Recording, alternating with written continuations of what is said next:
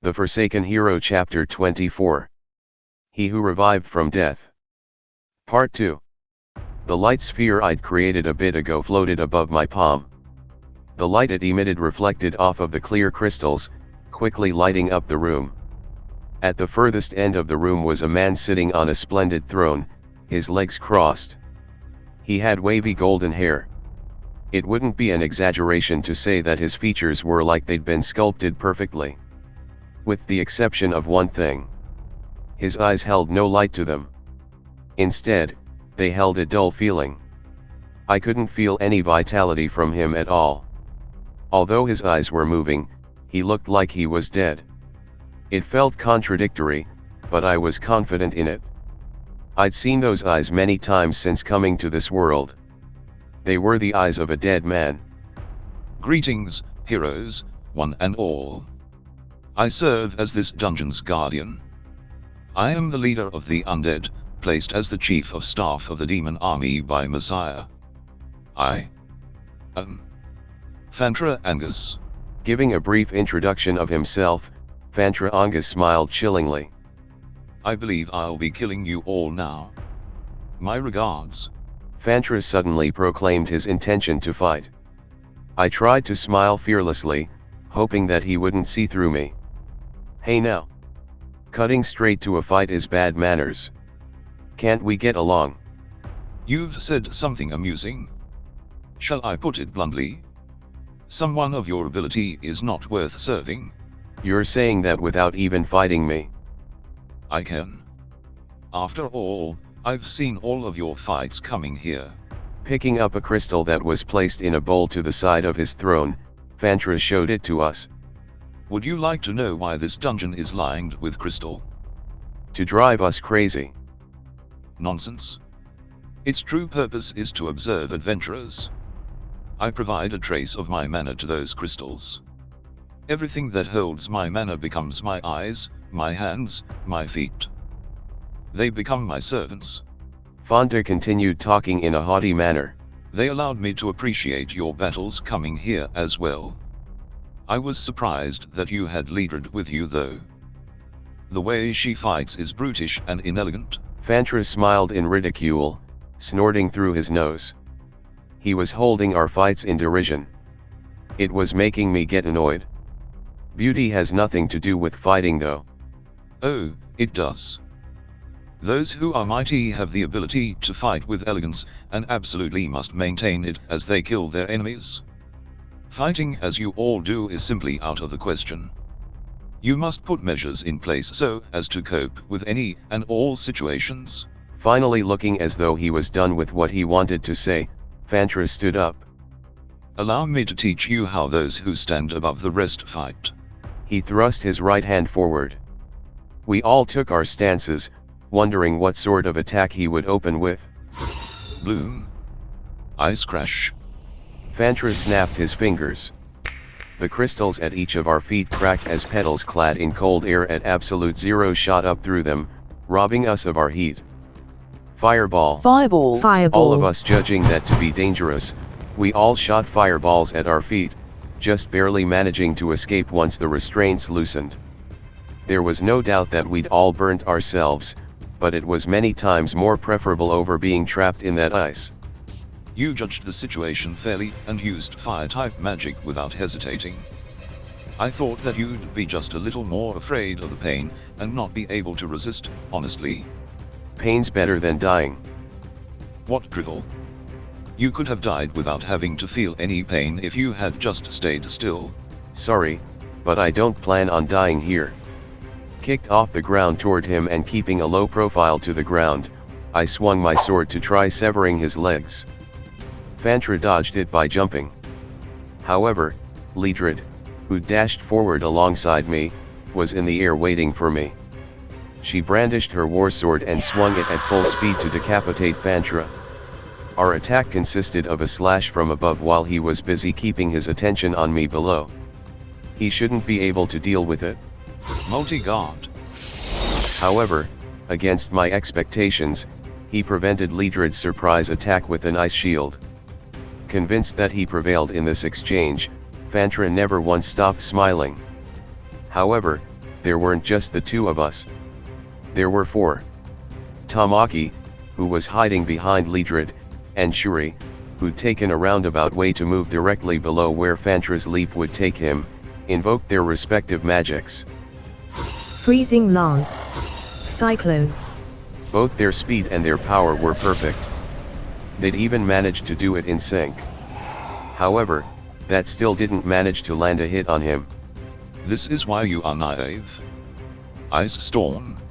As the two's magic missed and hit the walls on either side of the room, a large amount of that ice began to swallow their magic.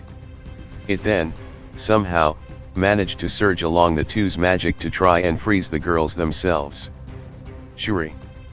I leapt toward Shuri, grabbing her and rolling away to the side. I heard an explosion in the air behind me at the same time. It was hard to see through the steam, but I could make out the appearance of the devil launching a magic attack at the ice. Exposed to the extreme heat of the fire, the ice rapidly sublimated and exploded.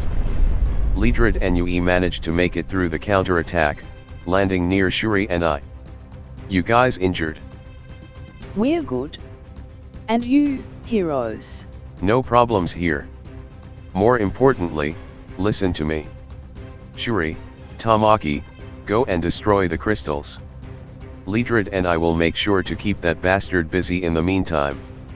Understanding just how large of a role the crystal's existence influences the fight after that brief exchange, I told them our next plan. And sorry Lidred, but you're going to be taking the hard job with me. Don't worry about it. Besides, I've been wanting to go head-to-head with him for a long time. Now's the perfect chance for that. She was grinning like she actually found this fun. That's great. Taking my stance again, I turned around to see Fantra staring at us in pity, sighing. Do you not understand? I told you that these crystals are my eyes and ears. No matter what sort of attack you're planning, I will know of it in advance. Yeah, and thanks to that, I also know that if we get rid of the crystals, your strength will go down too. Humph. So you intend on concentrating solely on breaking my crystals? He slowly moved his gaze over to Shuri and Tamaki, who were busy doing something about the crystals. I had no intention on allowing him to stop them, however. Lidred fired a devil flame at him. In response, Fantra deflected it with an ice sphere. You should focus less on them and more on us, eh? Oh, Lidred. Why would a woman such as yourself fall so low? To think that you are helping a hero. I suppose it shall remain a mystery as to why. Could it be that you were defeated? The heroes' cooperation exceeded my expectations. Hey, Fantra. I believe this guy is going to be the one who'll lead us.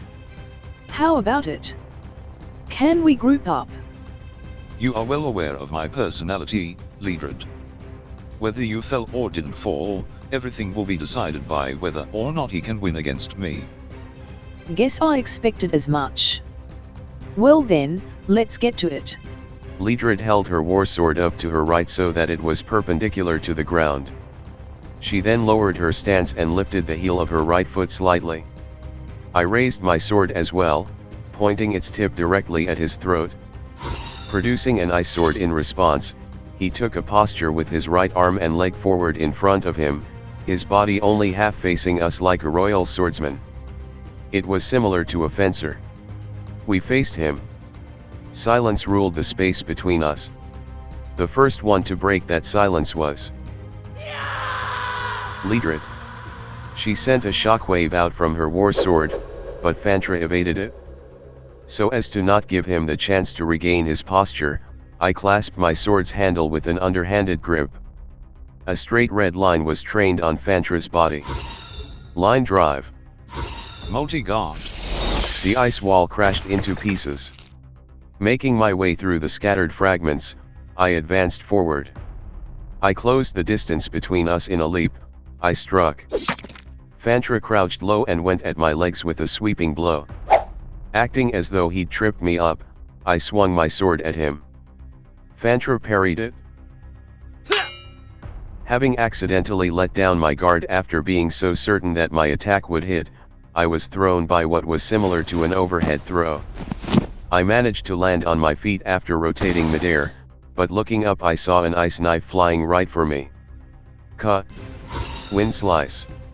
Managing to slice through it with my sword so that it only grazed my cheeks, I frantically fired a wind blade at him.